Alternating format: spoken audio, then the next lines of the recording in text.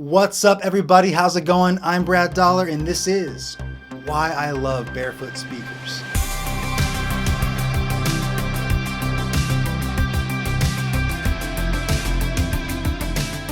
What's up, everybody? How's it going? I'm Brad Dollar. Welcome to the channel. It's great to see you. When it comes to picking studio monitors, there are honestly too many choices to really sort through. And at a certain point, you really have to just lean into whatever your budget can afford. Now, I've talked about studio monitors on this channel before, but when it comes to the best pair of speakers that I think that you can get for the money, one of my all-time favorites are Barefoot's, specifically the Barefoot Footprint series. Now, there are many differing opinions on what is required of a studio speaker, and everyone has their own taste. But what I love about Barefoot speakers is that no matter what flavor you love, they can handle it. Moreover, their ability to be so accurate while still being an incredible joy to listen to make them something I want to sit in front of for a long period of time and work on music pretty much indefinitely. So in this video, I'm going to go over a few things I love about them and help you pick out some studio monitors that might be the best for your situation, and I kind of think that Barefoot's might be those. But before we get started, if you can do me a huge favor and hit the like button and the subscribe button, that would help bring my YouTube channel to more people just like yourself. Seriously, little things like that do a lot to help my channel grow, and I really appreciate it. So thank you for doing that. Without further ado, let's go. A little change of view for you here in the studio. You're usually facing the other way when I'm shooting these videos, and that's one direction of the studio, but this is the other direction of my studio space, and we're looking now at, well, my mix position. And as you can see, I'm super lucky and grateful and seriously stoked every day to have a pair of Barefoot Footprints. Now, in my life, I've been very lucky to experience many different ways of listening to music. For a lot of the apartment living aspect of my life, AKG headphones were a big part of how I mixed and dialed things in before I could really get to a pair of speakers. I've also been super lucky to work in big studios and make records on things like Meyer Asherons, and even those really sweet big old Yuri main speakers with the horns in the middle of them. And pretty much every kind of small speaker you can imagine, from Yamaha HS series, dynaudio BM6s, Focals, little iLouds, Mackies. I've tried it all, honestly, in a hunt to find what I love while still working within whatever price range I've had at the time. And in the last 10 years or so, as I've gotten more involved with studio build-out, studio management, direction, I've had the opportunity to not only use different kinds of gear, but also select and install gear for studios. Every time that I'm given that opportunity to pick speakers, I always go back to Barefoot's. First time I ever heard them was at Zoo Labs. The producer, keyboard player, Chris Keys, had a pair of the micromains in his room in Studio B there. Studio B at Zoo Labs was kind of like every Studio B. It was a great tracking space and vocal space, but ended up being used for mixing a lot of detailed work, and a lot of overdubs and whatnot. So I spent a lot of time in that room in front of those speakers, learning them and making music with them. And every time I came out of that space and played back what I was working on, I was really happy. And at first I thought that was like just a fluke, right? Like sometimes we work on tracks and we build things, we record songs, we're like, oh, that sounds really good. And we try to repeat that later and it just doesn't sound that good anymore. Well, every time I kept mixing on these speakers, it kept sounding good, and I felt like I was getting better at my craft, which is totally subjective, but I definitely could hear much better into what I was working on, and as a result, I was getting better results. And then as time went on, and I went to more studios like Jingletown in Oakland, or Prairie Sun in Rohnert Park, I made more and more music on Barefoot speakers and continue to find that I loved the results I was getting. Now, what is it about them that lets you get results that sound so good? Firstly, all of this stuff is just my opinion. This is based upon my experience. I have people in my life who I super respect and I think are much better mixers and engineers, producers than I am, that can't stand these. They want stuff that's a little more transparent, less colored, and I totally get that. But for me though, I want to feel really excited by what I'm listening to. I don't want things to be super sterile and flat. I want to have to fight with the image the speakers are providing a little bit, because that's what listeners have to do. Listeners are subjected to whatever they have around them, and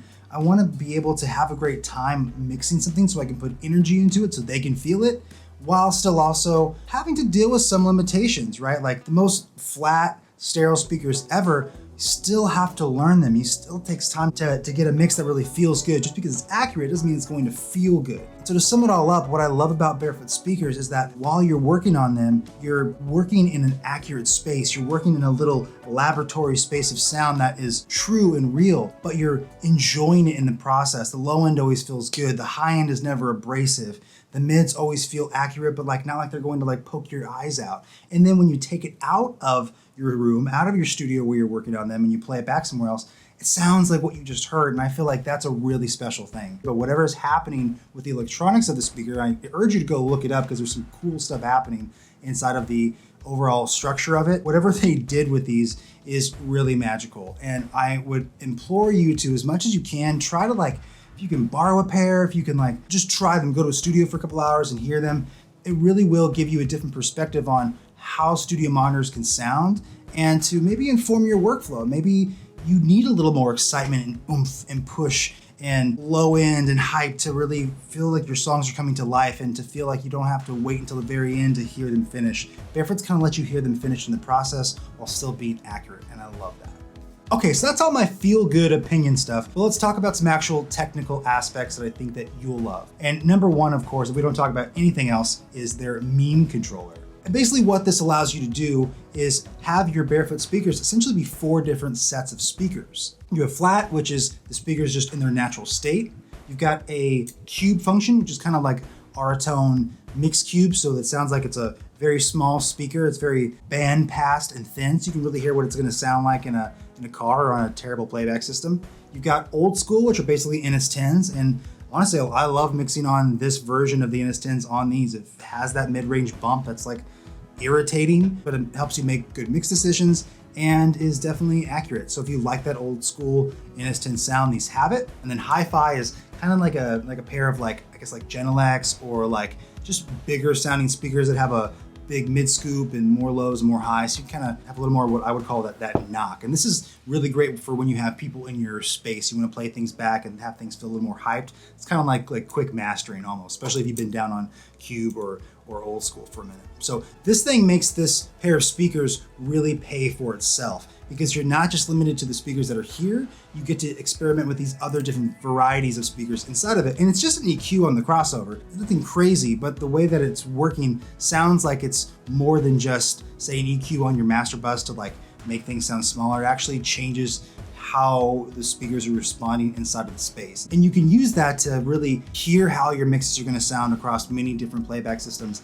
And I think it's why you get to a better, more accurate result faster and have more fun in the meantime. I love to use cube and old school when I'm automating vocals. I love hearing if they're really going to pop out too much or if they're too buried. And honestly, flat at low volume all the time is my favorite setting. I never have to get things too loud to really feel like they're pumping and there's energy. And then I also don't really have to oversaturate my whole mix process to get things to feel that way. They feel that way here. And to me, that is priceless, and why I think Barefoot speakers are so worth the money. Now, before I close this out, I know a few of you out there, maybe a lot of you out there, are going to be like, there's no way I'm spending that kind of money on speakers. My Yamaha HS series speakers are great, and you're probably totally right. And I think that's something to keep in mind when choosing any speaker, is make music with what you got. If all you have are Yamaha HS speakers and there's no chance you're ever going to get a pair of Barefoots, then don't worry about it. You can make things work with whatever you have. If all you have are headphones, you can make that work. If all you have is your laptop and you need to bounce mixes and go to your car and hear what's happening, that's exhausting, but maybe that's what you got to do. Don't be afraid of that. Don't be afraid of the process of learning speakers, because even the most expensive speaker, even the most accurate speaker in the world, you still have to learn them and understand how music is played back through them, and more importantly, how your decisions sound through them. So no matter what, whatever speaker you land on is right. What's most important is that you don't hold yourself back because of the gear you have or don't have. So if you take nothing away from this video, if you need to find a great speaker, go for the Barefoots. But honestly, whatever you can get your hands on, do that and make music with that, because making music with anything you have is better than making no music at all. All right, so that's it for now. I hope that was helpful. I hope as you're sorting through different speaker options and trying to figure out what's best for your needs, that you take a minute to consider Barefoot and check them out. I know that they are a little more money than some of the other speakers you can get in the range that will do honestly a great job. But for what you're paying and what you're getting, it's really hard for me to suggest anything else that would beat Barefoot speakers. So thank you so much for being here. Be sure to like and subscribe. I look forward to seeing you next time. Bye.